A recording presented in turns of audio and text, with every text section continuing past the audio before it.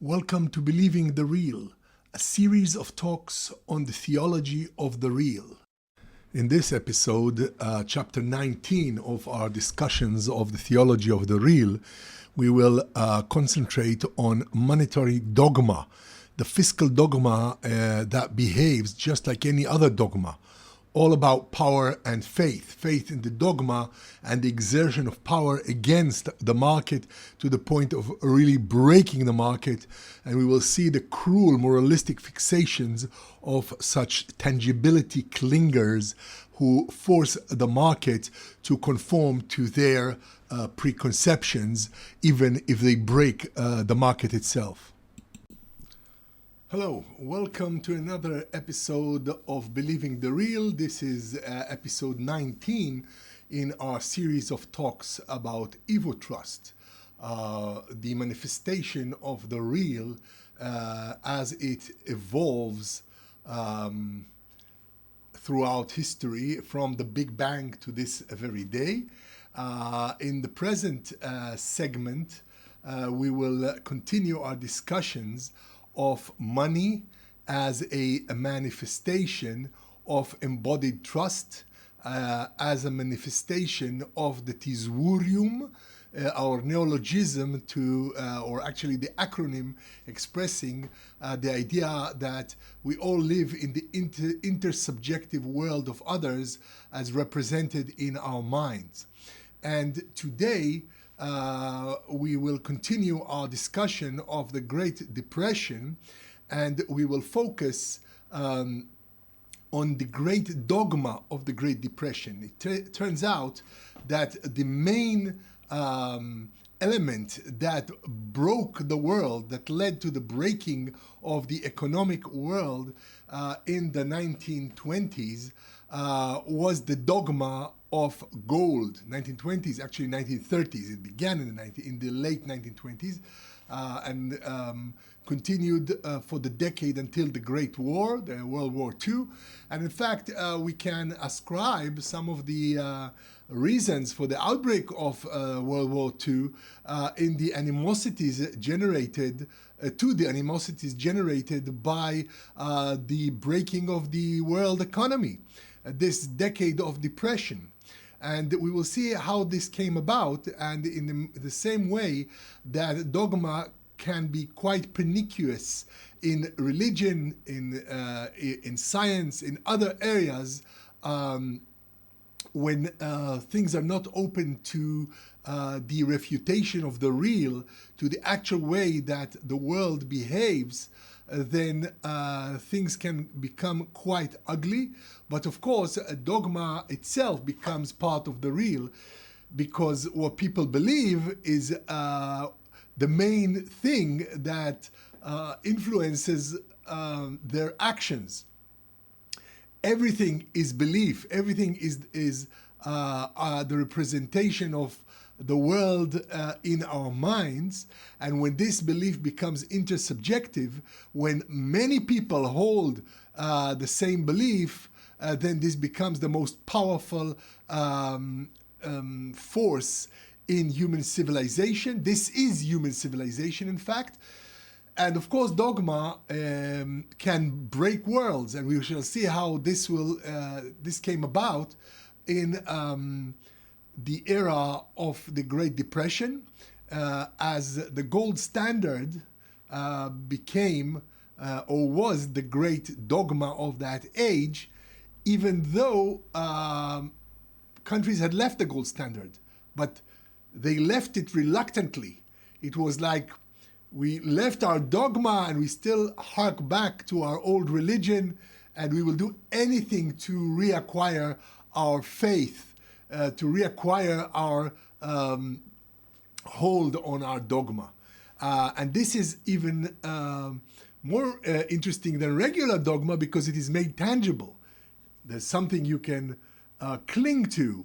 There's gold in your hands. So we will continue with our perusal of the book by Nicholas Crafts and Peter Fearon on the Great Depression. And in this talk, we will focus on the implications of the gold standard, the dogma of the gold standard, and the way that it actually broke the world, actually broke the economy, this clinging to the idea that gold has some kind of inherent value. So, looking at page 15 of Crafts and Furion's book, we begin a discussion of the way that the Great Depression spread among the nations.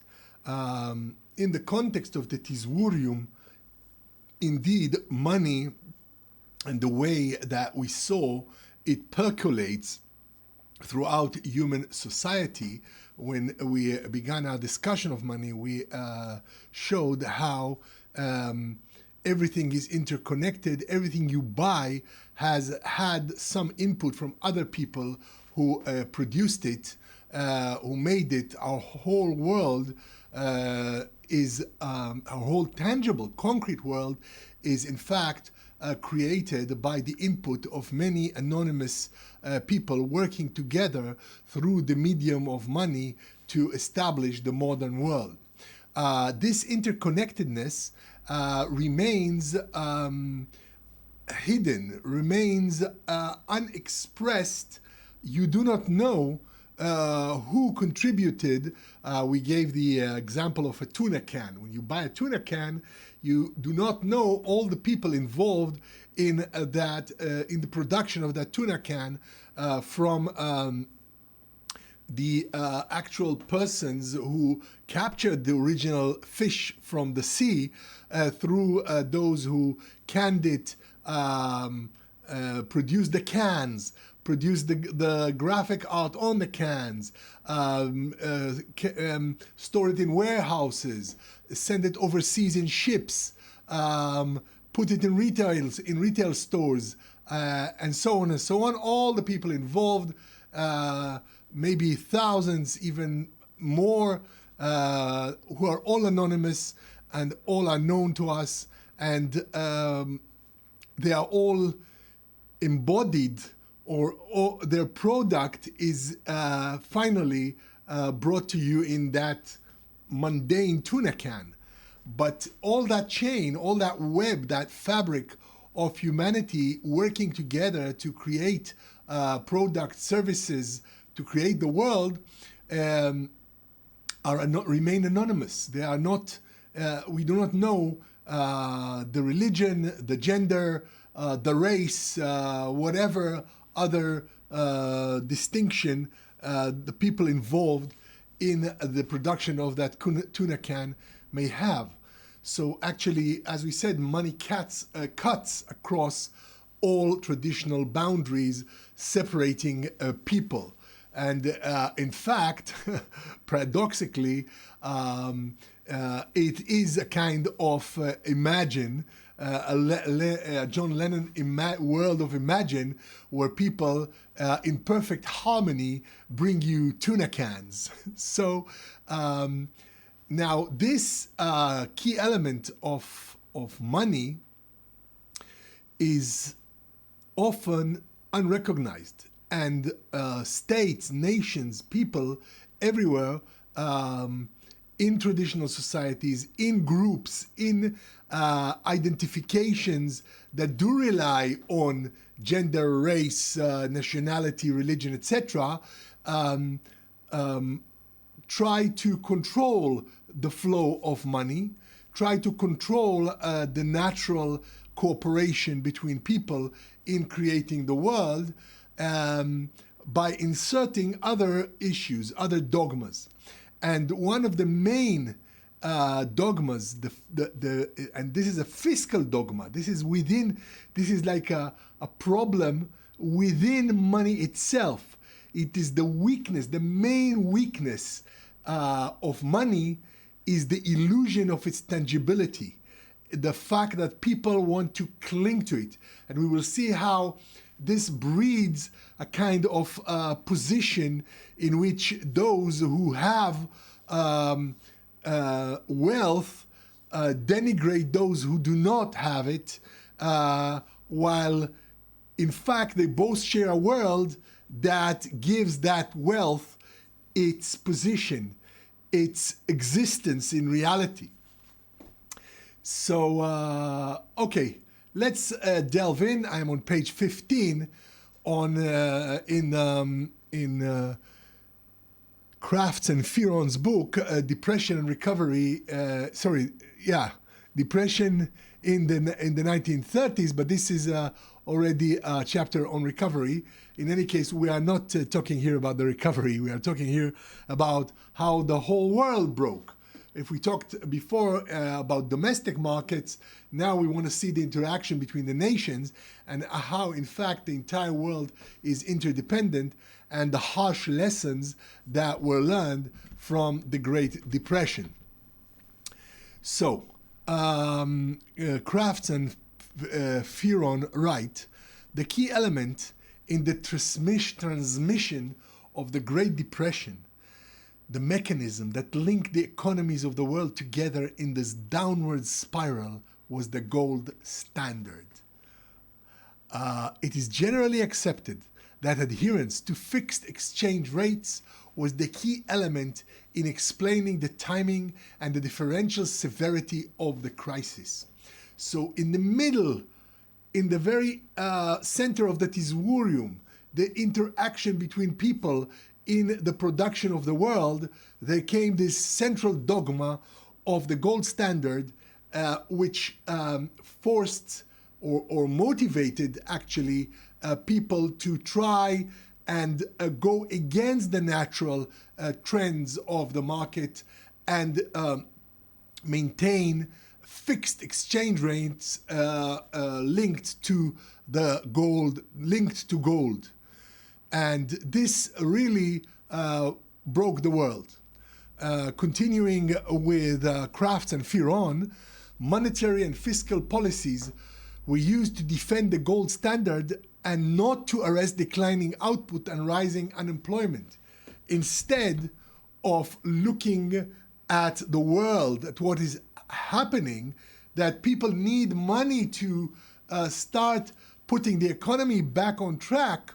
People need employment, need to work. And if that means that one has to move from the gold to an economy where there's enough money for everything to function, in this case, the dogma was the mainstay of all economic activity, and it was more important for them to defend the gold standard than to actually handle these problems directly. And in fact, they thought they were handling the problems. They clung to that dogma, as dogma usually is, as a sort of panacea for all ills. For when you have a dogma, what is the core of that? It's, this is the truth, this is the way to go, this is the only way that will save the world. So people who hold dogmas do not think of themselves as fundamentalists or as moth-bound or as dogmatic, but rather as the only ones who have a clear vision and the only ones who have an idea that will help serve the world, even if you have to break it. You have many aspects of dogma is the cruelty that accompanies it. It is the justice that must be done. It is extracting retribution. It is insisting on the right against the wrong. These are very firm moralistic positions. And of course, people pay the price of such strong moralistic positions. And we will see later on, when we get into the evolution of law, how these strong moralistic positions were evolved over time and made room for more flexible ideas that also viewed the personal circumstances of people in various situations of plight. Because if an institution is going to break, if a person is going to be unemployed, then instead of insisting on your gold standard, find a way to make the system work so that all people can have a better life. so that all people can have true justice, the justice of being able to live fully and fully realize their potentials. Anyway, as usual, I'm digressing. Let's continue with Crafts and Ferron. It is clear, they write, that those countries that abandoned the gold standard early in the Depression reaped the benefits of early recovery and were less exposed to banking crises. Just as in science, those who were willing to accept the conjectural vision of reality eventually made a better world, those who were willing to be flexible with the dogma of gold also were able to create a better world. Contemporaries, write Crafts and Ferron, believed that the gold standard imposed discipline on all economies wedded to the system. But in operation, the gold standard was not even-handed. As we have seen, states accumulating gold were not forced to inflate their currencies. But when gold losses occurred, governments and central banks were expected to take immediate action to stem the flow. So we see already that this the gold exposed, in fact, the tension between nations, the imbalance between nations, and the fact that money is an international phenomenon, is a thing of the tizwurium. It's a global thing. It's something that cuts across all national boundaries. And when national boundaries are set up, when one state becomes richer than the other, then the interaction between them can be very detrimental to both nations. For gold itself, as we saw, had to be mined, had to have armies behind it to obtain it. And the countries that became rich in gold suffered from a glut of money, while those who were poorer in gold were forced to leave the gold standard, but they didn't want to because they believed that gold was the thing.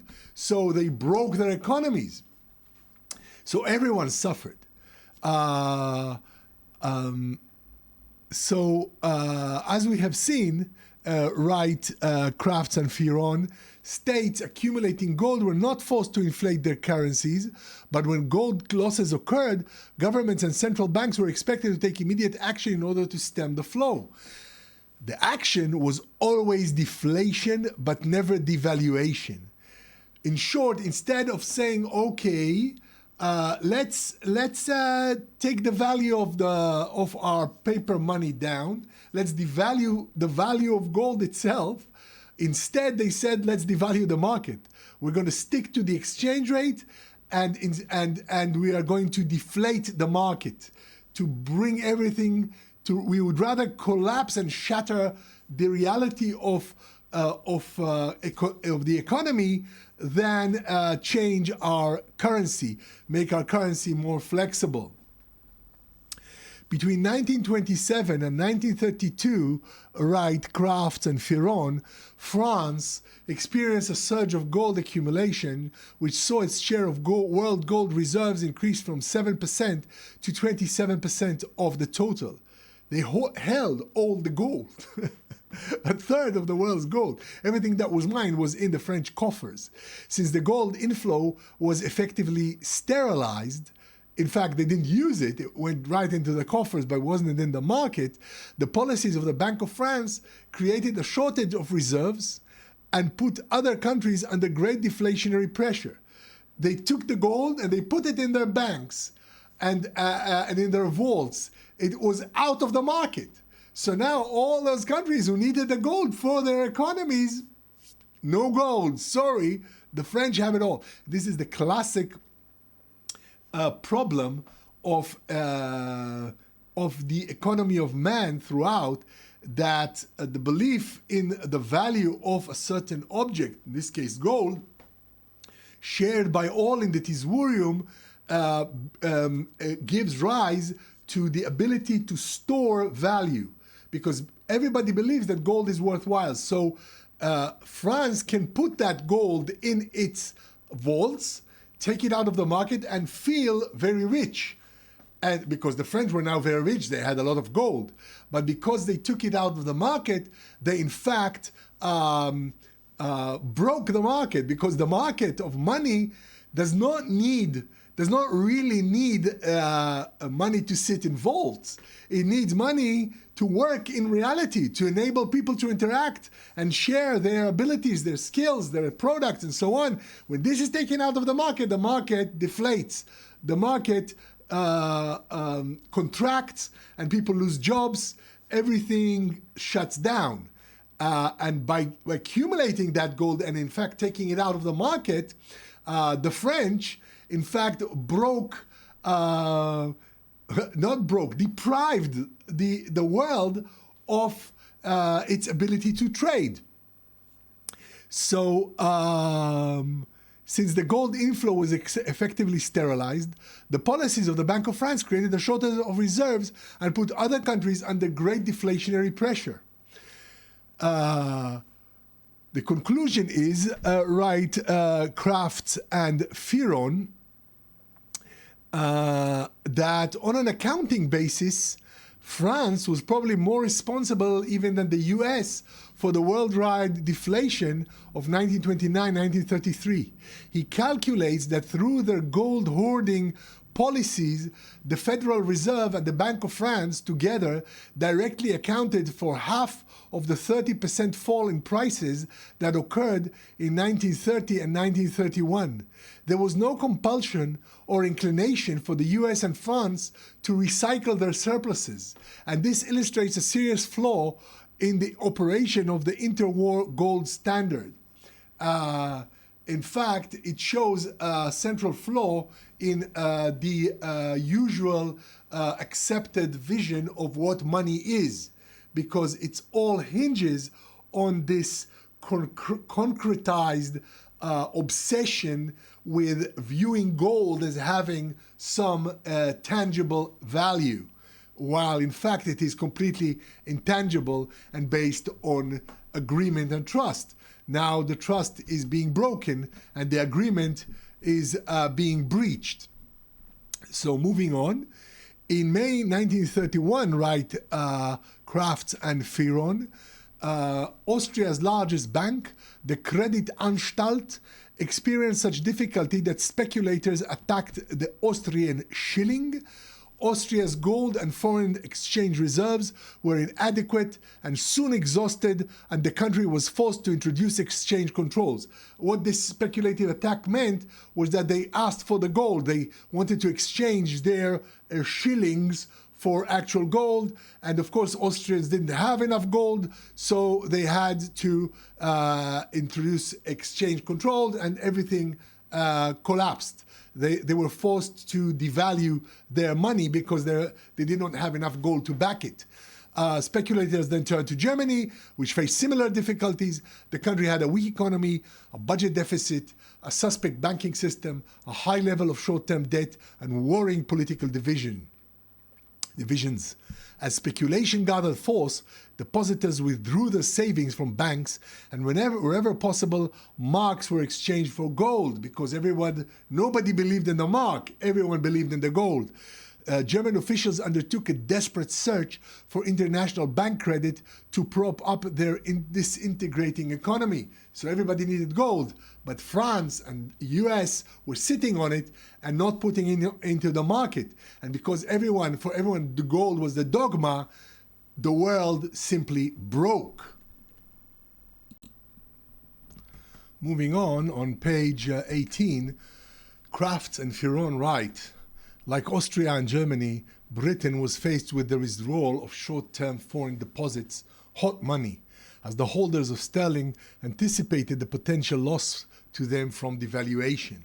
The struggle to defend the pound was all to no avail. On 21 September 1931, Britain was forced to leave the gold standard, the first major country to do so, and to devalue the sterling. Perhaps Britain was fortunate that the inadequacy of the Bank of England's reserves forced an early departure from gold, thus avoiding a long drawn out and costly defense of the exchange rate. The devaluation was substantial. Sterling, once free to float, fell by 25% against the dollar, though of course it is the multilateral effects of devaluation rather than the bilateral which are the most significant. Some 18 countries, all closely linked by trade and finance to Britain, also abandoned gold. Perhaps this was indeed something very lucky, because the British had a great empire, and when they went off the gold, they released all those Commonwealth countries, all those countries dependent on them and connected to them from the yoke of this dogma, and allowed the market to begin relying on actual money, on the actual interaction between people by using money, even though that money was 25% less than it was before, when it was linked by force to the gold. Now, speculators then attacked the US dollar, which, as we have seen, was defended by the Federal Reserve, though at the cost of compromising the banking system and intensifying an already serious depression. The US had a lot of reserves. As we saw, the US and France, in fact, held most of the world's gold. And so the US banking system clung to the dogma, and they refused to devalue their currency. They said the dollar will stay strong, and everyone wanting to convert dollars to gold, we will give you the gold. So in fact, the gold was defended, and this broke the US economy. So let us see how this worked. Moving on. On page 20, Crafts and Fearon write, after breaking free from the gold, there was great uncertainty over the appropriate course of action that should be taken. With the benefit of hindsight, it seems extraordinary that given the state of the economy, the bank rate was actually increased from 4.5 to 6%. Why? Why not give cheap money? Why not flood the economy with money? Print as much money as you can and let people arise from their miserable conditions. The best explanation for this perverse move is that policymakers were experiencing a deep shock, a deep psychological shock, as they absorbed the enormity of the decision to leave the gold standard. It's like a person who had a religious belief, a dogma, dearly held throughout one's life, a dogma dearly held by everyone. Everyone believed the gold standard was the way to go, that it was the foundation of the economy, and now that they were forced to leave it, they were floundering. It was like a shock. How were we able to survive without the gold? Again, because people ascribe tangible value to gold instead of understanding that it is embodied trust. And a trust may be embodied in paper or just in numbers flashing on a screen. You don't need any tangible manifestation of it. This is just a symbol. Gold is just a symbol. But what matters is the trust that people place in the value, in a shared value system. But this remains, to this day, unexpressed. It is in fact, all these talks are aimed at exposing this, at bringing it to consciousness, because perhaps if we can become conscious of the actual role of money in our lives, the actual way that money actually functions, and not these imaginings of tangible value where there isn't any, then perhaps we can find a system that will not break, that will give people as much leeway, as much freedom as they need to actually grow, to actually manifest their potentials. Okay, going back to Crafts and Fearon's summary, they write that in spite of experiencing one of the largest price falls in modern history, they worried about the inflationary effects of devaluation and moved to counter that illusion. The market has contracted. You need inflation now. But they're so afraid of this sudden freedom of money, this sudden disconnection from their illusion of the gold, that they made fiscal policy that was even more destructive. Fiscal policy had begun to tighten in 1929-1930 and continued to be restrictive until 1933-1934. Under the circumstances, it is not surprising that the economy slid back into depression in mid-1932. This double-dip recession was a clear warning that leaving the gold standard was a necessary but not sufficient action for vigorous, sustained recovery. Excuse me. Okay. On page 21, Crafts and Firon write that, in fact, 1931 was a dramatic year when a major financial crisis dealt a mortal blow to the gold standard while output and prices continued to decline throughout the world. Far from providing stability and fulfilling the expectations of its supporters, the gold standard was instrumental in forcing economies to deflate during a period of intense depression. Indeed, departure from gold was a prerequisite for recovery. And here we see the true way in which evolution works. You take it, there are experiments all the time. Human beings create all kinds of societies, all kinds of arrangements. And the arrangements that don't work break. And they break in the real, in the empirical reality, they break lives. Unfortunately, we learn, and sometimes we don't learn, through painful lessons. We make all kinds of experiments and we fail.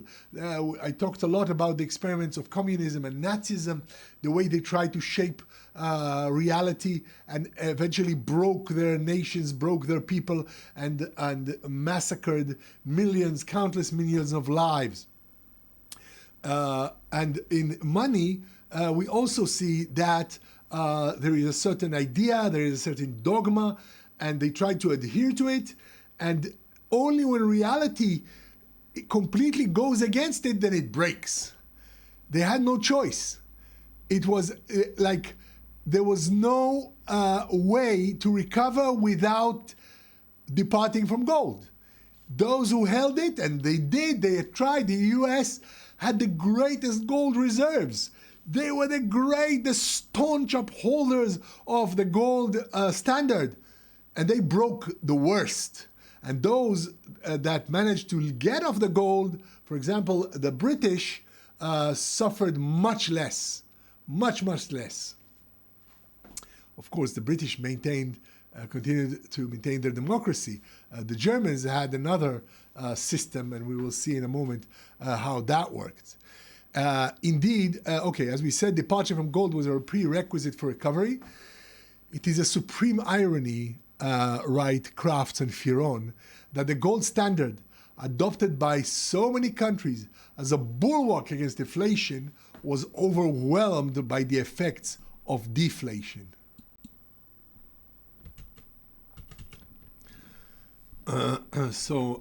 Moving on,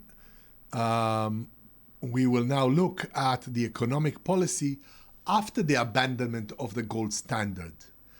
So after leaving the gold standard, write Crafts and Firon, monetary and fiscal policy was freed from its obligation to support the exchange rate and could be used as a tool for economic expansion at last. But how effective would monetary and fiscal policy be in regenerating shattered economies? Would monetary policy be effective when a banking system was in disarray, or when interest rates are set at the lower bound? Should fiscal policy be used to stimulate demand rather than reduce levels of indebtedness? Recent research provide support for the view that government expenditure had a positive impact on GDP during the interwar period, and that both output and employment grew in response to increases in government spending. So government spending, that meant the government printed money and piped it into the economy, and this caused an expansion. Furthermore, they found that monetary policy also had a role to play in recovery. For example, central bank discount policy had a positive effect in boosting GDP. The results of this research show that expansionary monetary and fiscal policies were effective in the fight against the Great Depression where they were used. However, policymakers in Europe and the US have would policymakers in Europe and the US have the courage to fully employ these powerful tools to bring about recovery?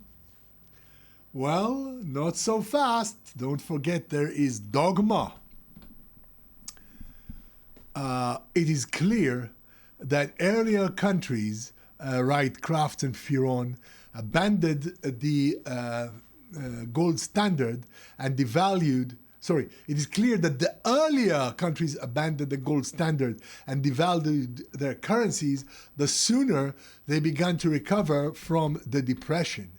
We can start by asking what benefits did the UK gain from the devaluation of the sterling. So now we're going to look at the actual mechanism of how it works when you give trust to the Tesorium, to the agreed on value. The nation, the British nation, the government, let go of the gold, stopped adhering to that dogma, and they said, okay, this is what our money is worth. We're letting go. It's worth 25% less than we thought it was worth. But that's what it is. So we're going to use that money. We are going to devalue the sterling and use that devalued against some imaginary intangible that is the value of gold. We were going to use this devalued money as our money. So what happened? After the exit from gold, Wright, Crafts, and Fearon, sterling fell sharply from its gold standard parity of 4.86 to a low point of 3.24 by late 1931, though an appreciation to 3.80 had taken place by March 1932. At this point, the Treasury, which had taken over responsibility for monetary policy from the Bank of England, decided that a devaluation of about 30% was appropriate and moved to peg sterling against the US dollar at 3.40. So now, because the dollar was pegged to the gold, they tried to peg it to the US dollar. After the US devaluation in March 1933, sterling was pegged against the French franc at 88 franc, again, a country with lots of gold, and later at 77 franc. The exchange, so they're still clambering about to cling to some other external value rather than the value of their own nation's money, the actual value of the talent of the British people, what the British people can produce together is expressed in the value of their money. But they clung to externalities, to looking for something tangible to cling to. The exchange equalization account, set up in the summer of 1932, was used to prevent unwanted currency appreciation. The most effective way to measure the effect of sterling's devaluation is to examine the exchange rate against the average of other currencies and consider relative inflation rates rather than track its performance against a single currency. In 1936, the sterling real exchange rate was nearly 20 lower than in 1929, thus boosting the competitiveness of British exports. Again, you have money that is cheaper and you have money that is more expensive, then your products become more attractive. So again, we see the interaction between nations, in which there is no nation that is an island. All nations cooperate together in the market economy. although we see that the fiscal policy of one nation can benefit it vis-a-vis other nations. So, in fact, the UK was an island within the nations by devaluing its money, by allowing itself to veer off the gold standard. And if when facing France or the US, they became increasingly competitive because their money was cheaper. And of course, they had money flowing into the economy and people could use it to actually build their lives, to actually initiate enterprises. So they became much stronger because the potential of their nation, the potential of the population was being manifest, while the potential of the US and of France was being compressed under the yoke of the dogmatic adherence to gold that was not in circulation. They were sitting on it in their vaults. Another crucial element in treasury policy in the UK, write Crafts and Fearon, was a commitment to cheap money. The bank rate was reduced to 2% in June 1932, and nominal interest rates remained low for the remainder of the decade. So the British were doing all the right things. They left the gold, they gave cheap money, they allowed people to use money to build their lives. Of course, war intervened sooner or later, and the major rearmament program centered on re-equipping the Royal Air Force and the Royal Navy transformed fiscal policy. Rearmament spending created a budget deficit and stimulated an economy functioning below full capacity. Thomas argues that between 1935 and 1938, deficit rearmament expenditure delivered a powerful fiscal stimulus to the economy of about 3% of GDP. Of course, as we saw and we will continue to see, war is always great for a booming economy, because war brings people together, and also it doesn't really care about the actual value. They want to get things done, so they put the money there. So war has been one of the great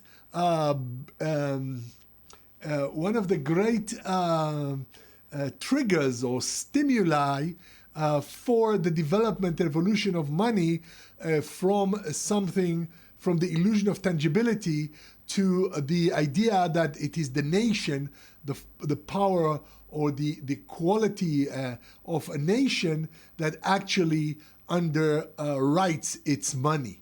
And in fact, in war, when the government has to rearm itself and there's an enemy outside, then we don't care about gold standard or not. We want that money, so we print it and we put those planes in the air or those ships on the sea.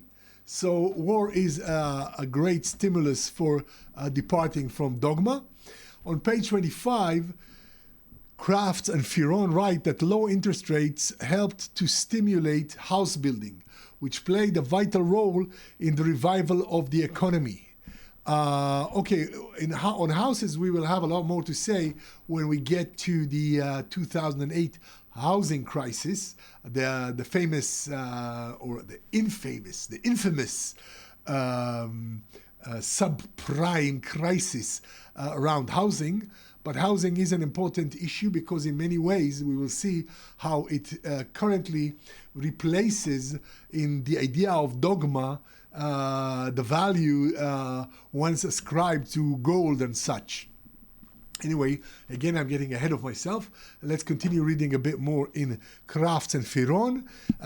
They write that the house building sector was a major employer and purchaser of raw materials, and it responded positively to low interest rates.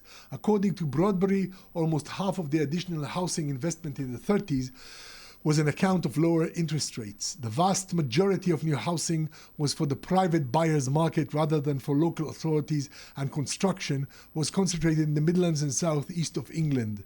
These were the regions of growing prosperity, the regions dominated by cotton, textiles, coal, iron, and steel industries remained centers of unemployment. Unfortunately, the Treasury was too cautious in promoting inflation, and even by 1938, the price level was nearly 10% below the 1929 figure. So, where were the areas in which prosperity spread? There was areas where cheap money was given to the populace. As we see, these buyers, this investment in houses were not big buyers. They were the middle class. They were the people who now had money, cheap money to invest. And there was this great boom in housing. So we see that when a government adopts a fiscal policy that puts a lot of money in the market, makes it cheap to buy, and we will get into that in another later discussion, then people can actually use money to build up their lives in a great many ways. Okay, moving on in Crafts and Ferron, we now are going to speak a bit about Germany. On page 26, Hitler became German Chancellor in January 1933, just a few months before Franklin Roosevelt took the presidential oath in Washington, D.C. But the economic aims of the two leaders were radically different. Like Keynes, Roosevelt sought to rescue capitalism and raise it from the depth to which it has sunk. The Nazis dismissed the old economic model, dismissed the old liberal economic model. Nazi economic policy was designed to make possible the creation of a new empire rather than have as its primary aim the improvement of German living standards. It wasn't aimed at the individual, it was aimed at the nation as a whole, again, as a dogma of what a nation is. In some future talk we will discuss this, the imagined nation, and how this is construed, and the risks involved in it. It's because it mobilizes many forces that free market can mobilize, that money in fact mobilizes, the cooperation between people, but it does it in a way that harks back to some of the evolutionary pre-wiring that create oppressive hierarchies and ultimately, of course, depress people and oppress them, and under the Nazi regime, outright obliterated them, murdered them. This totalitarian regime was more interested in the production of capital goods than consumer goods. Its foreign trade policy was not determined by buying in the cheapest markets and selling in the dearest. It used bilateral trade agreements and exchange controls in order to favor imports and exports of strategic importance. The Nazis saw the political importance of eradicating unemployment and embarked on a program of work creation schemes which were remarkably effective in reducing the numbers out of work. The work creation schemes were funded by substantial budget deficits, which increased after 1935 by high levels of military spending as the regime tooled up for war. So we see that within this context of national chauvinism, the Nazis used money to bolster their economy. And indeed, starting from a very low base, real GDP had exceeded the 1929 level by 1936 and was 35% greater 2 years later, though the composition of GNP was determined by the state and not the market. But what did work here was the fact that the whole market was flooded with money, and people were employed. So this actually brought productivity up, even though that productivity was oppressed. People didn't do it for themselves. They did it for the nation. But then in every war, this was not just relegated to the Nazis. The war machines of the US, Britain, and the Allies were also geared in the same way. People devoted themselves to their patriotic duty before putting it before what their own selfish or their own not selfish but their own individual good. The good of the many overtook that in war. So the only difference is that the Nazis were seeking war, and while the Allies had war forced upon them. Although in every society there are people who seek war, and one meets the other. So the ones that provoke in one nation are the interlocutors of the provoked in the other nation. So going back to Kraft's and Fearon's analysis of the Great Depression of the 1930s, they write in regard to America that although many of the economic problems were self-evident, there was no universal agreement how they should be remedied. There was no consensus among bankers, financiers, or economists as to the causes of the economic crisis, and therefore none regarding a solution. Roosevelt and his advisors had not developed a coherent recovery strategy at the time of his electoral victory. Indeed, during his campaign, he had stressed the need for a balanced budget as an integral part of any recovery strategy, though at the same time, he was committed to additional federal spending on relief for the distressed. The Democrat Party had captured both the House and the Senate with large majorities. Many elected politicians did not share Roosevelt's fiscal conservatism. They lost no time in supporting ideas to vigorously inflate the economy, to raise consumer purchasing power, or to restrict the working week so that the limited available work should be shared. On the other hand, some bankers, economists, and financiers urged more deflation, an unwavering commitment to the gold standard, and further reductions in public spending. As Meltzer observes, views like that were not just wrong, they were influential. So in fact, the dogma was the dogma of the value of gold was held by the people who were in authority, in institutional authority, to be those in the know. These were bankers, economists, financiers. They believed in the gold. So even though there were other voices, they were considered radical. They were considered non-conservative and dangerous. So in fact, those conservatives, those upholding tradition, those who were the safe bets, were in fact breaking the economy, breaking the system, while those offering solutions that took into account what is actually happening did not have such a strong platform of authority and trust. And since we are dealing with trust, that is the main problem, because the gold standard generated trust.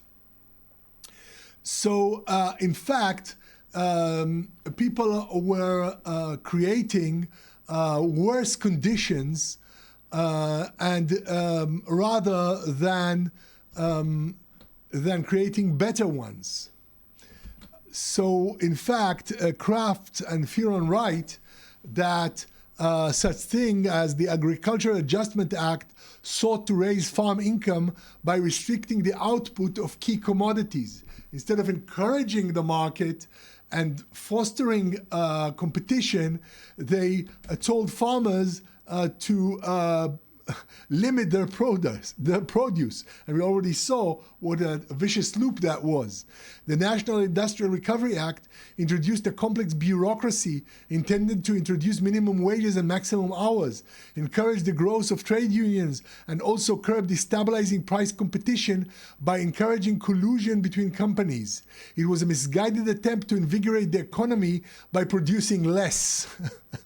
The Federal Emergency Relief Administration committed the federal government to work with the states to fund a comprehensive relief program. So in fact, they were not fixing the economy. They were pulling back so that they could save the money, save that intangible that was embodied for them in gold. However, the most dramatic way in which Roosevelt departed from the policies of his predecessor came in April 1933 with the decision to leave the gold standard and devalue the dollar. The US departure from gold was even more shocking to conservatives than that of sterling in September 1931. Conservatives, i.e. those who were adhering to the gold standard.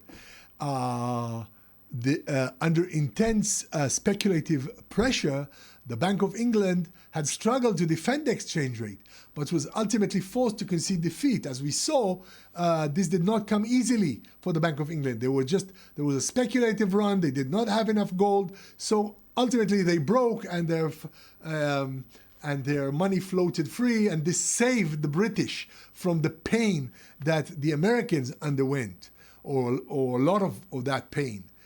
The US, however, had ample gold reserves and was under no speculative pressure. Nobody was breaking the US bank because they had quite enough gold. They had all the gold, most of the gold in the world, they held it.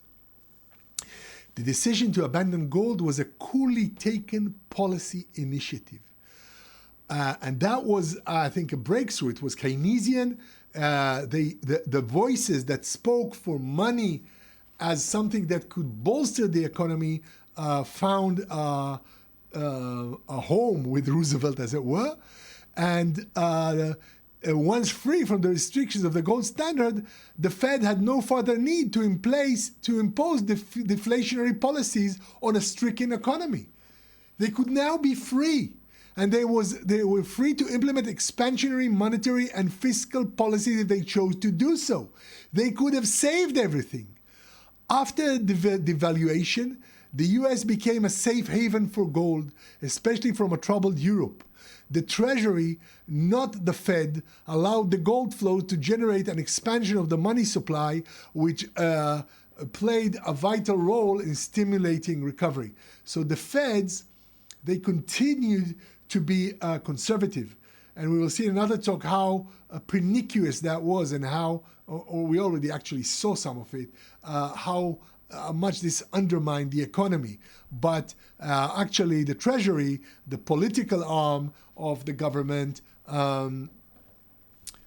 actually used that gold to stimulate, to expand the money supply. Well, in fact, they didn't need to use the gold. They just expanded the money supply. As we saw later, we will see later, when Nixon came about, forget the gold. We don't need a gold. Dollar for dollar. We're going to flood the market with dollars, and if you want to exchange that dollar, you'll get another dollar, because the dollar is the God that we trust. Actually, in God we trust means that our dollar, this commonality of our trust in God, in believing something greater than us is guiding our society, supports the trust in the dollar, in the money, and that brings the power of money into its own, allowing the economy to heal. Okay, on page 29, Kraft and Firon write that any critical appraisal of New Deal policies must take into account the state of economics at the time. Macroeconomics was struggling to emerge during the 1930s. There was no intellectual or political support for the large federal budget deficits that would have been more powerful aid to recovery than the piecemeal structural initiatives that the New Dealers favored.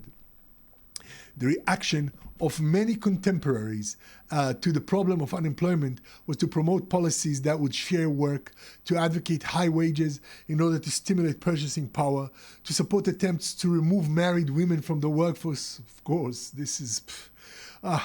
and to institute a compulsory age of retirement. So you see, all these steps are taken because of the dogma that they were holding, and they could not, there was no alternative yet. There was already, kindness was writing, but there was not enough. They did not have the knowledge that has evolved since then that enabled governments to intervene so vitally and so decisively in the Great Recession of 2008. This was still evolving. So there was not enough, no intellectual or political support to be able to do it. It's like they were all stuck in the old dogma and they were just floundering away because it no longer fitted the real. It no longer fitted this theory that everybody held, was no longer applicable to actual reality that was bursting at its seams, and the whole world was crumbling. So that took time to develop.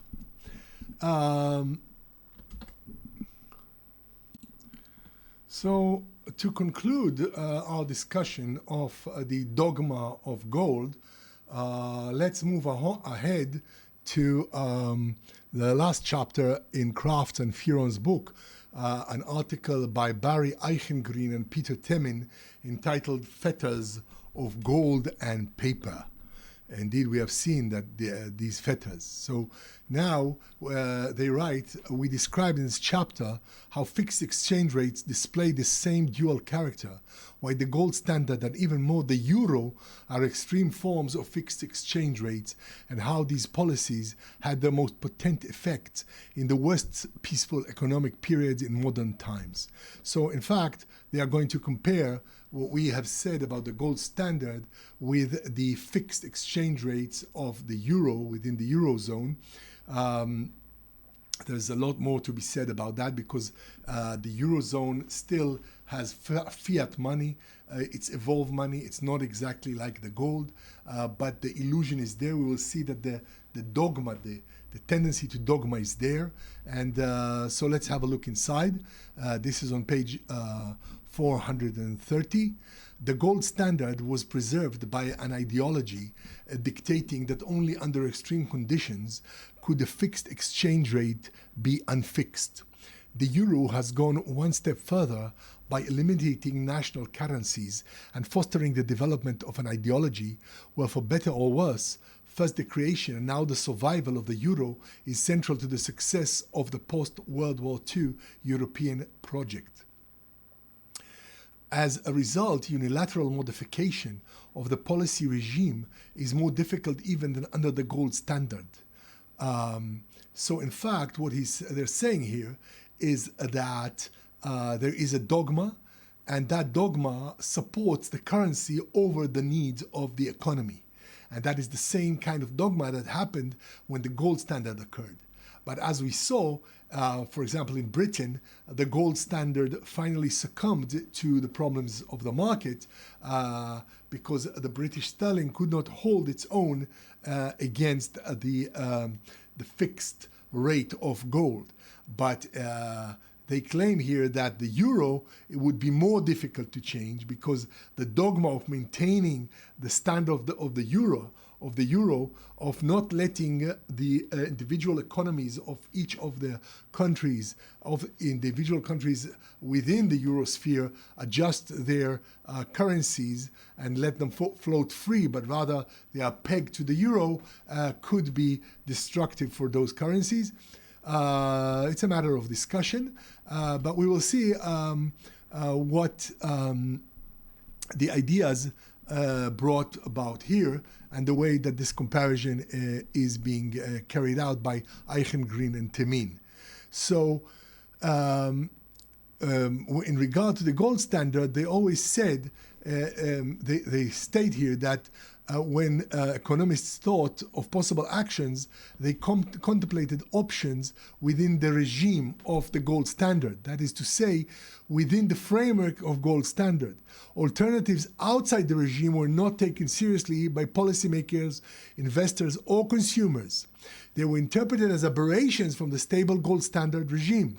In previous work, we have labeled this policy regime the gold standard mentalité.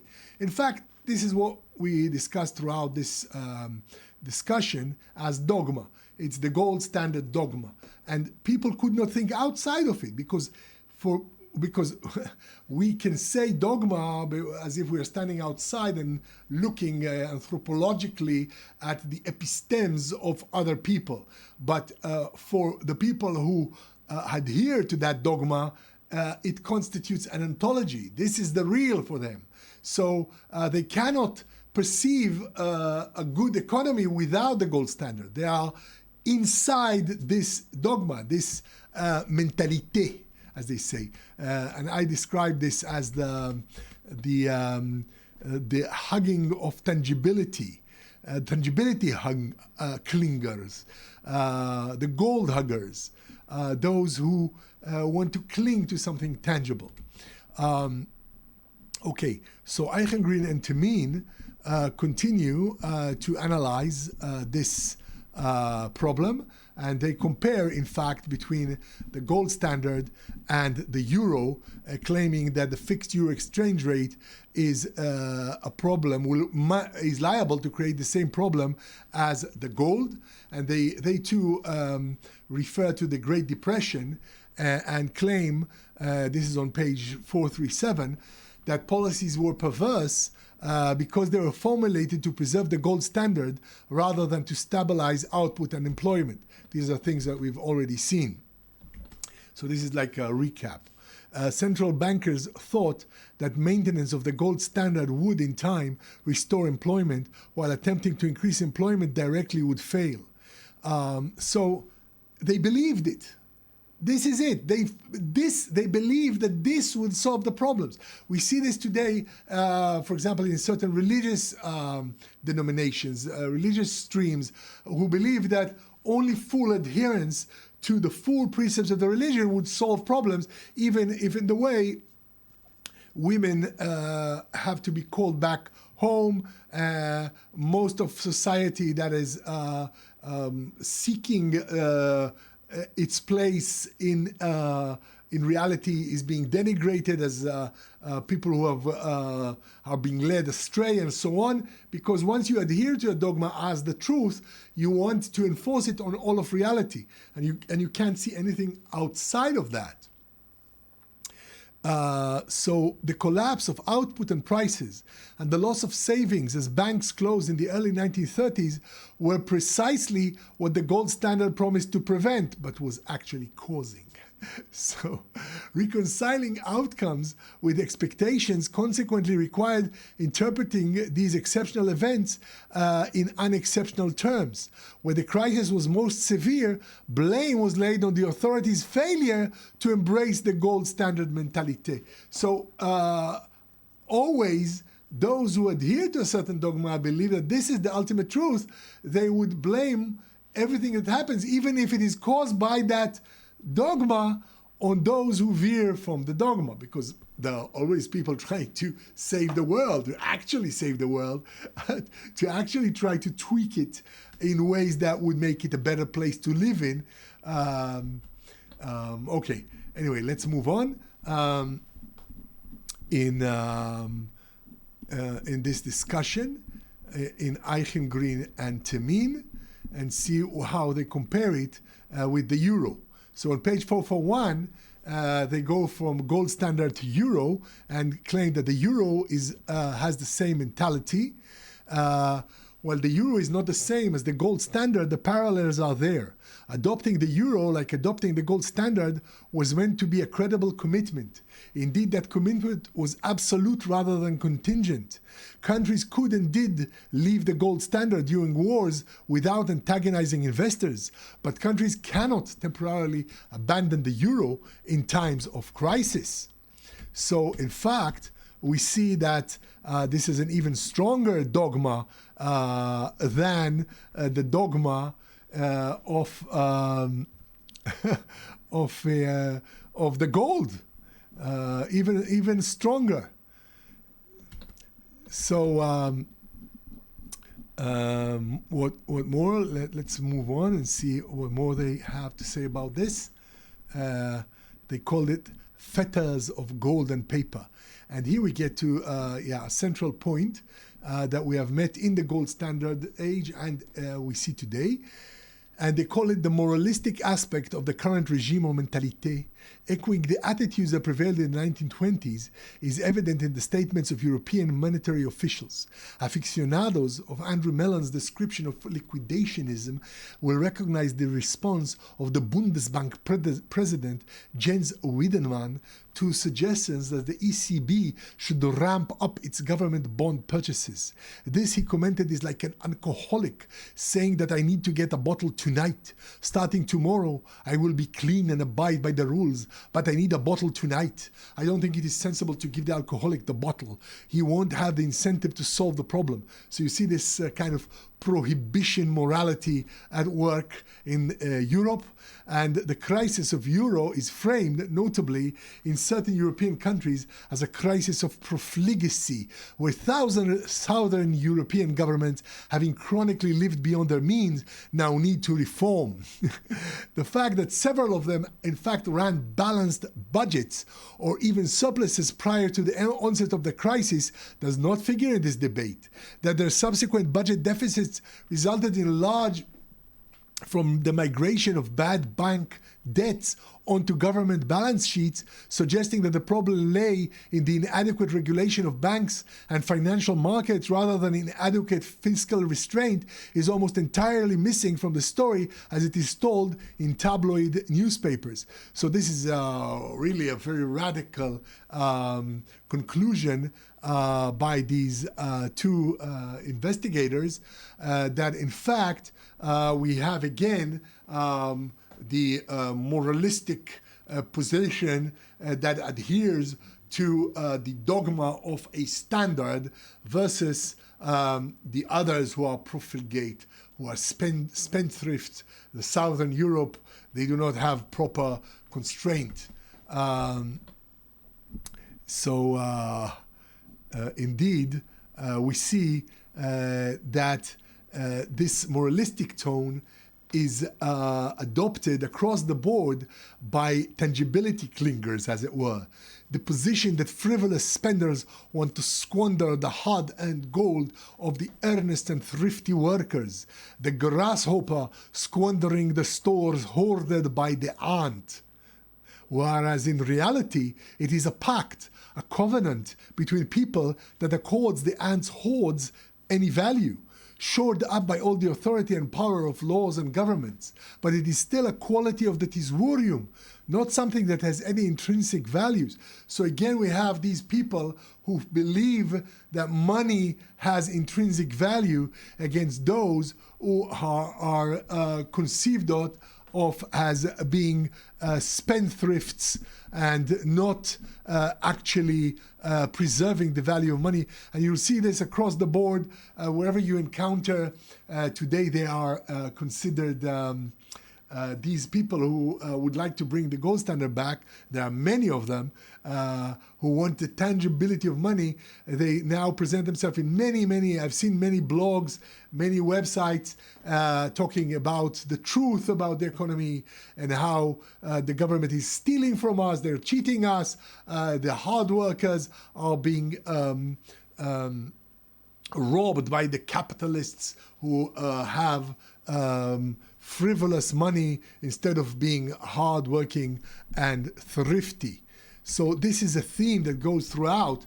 The scepter of the tangibility of money is still with us, and in fact, it is that very scepter that gives rise today to the cryptocurrencies. So to conclude, let me go back to our tisvurium.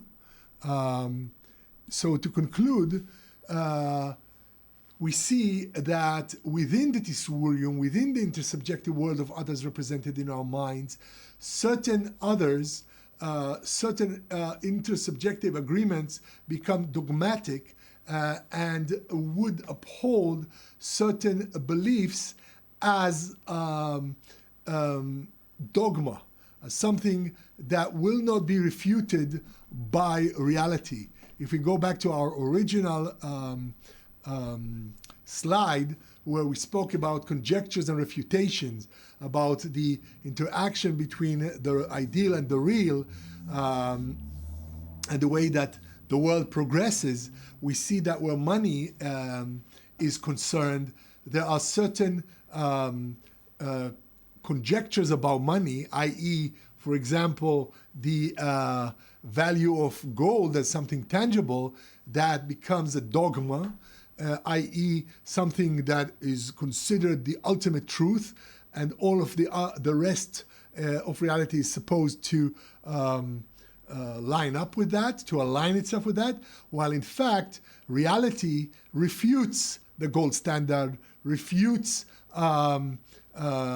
currencies that are fixed, and call for a plentiful money supply that is completely flexible, and more than that, can reach every single individual in society, money that is not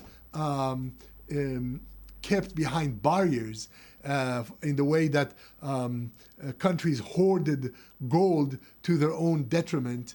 And today, wealth is being stored in, for example, real estate. We'll go into that in greater depth.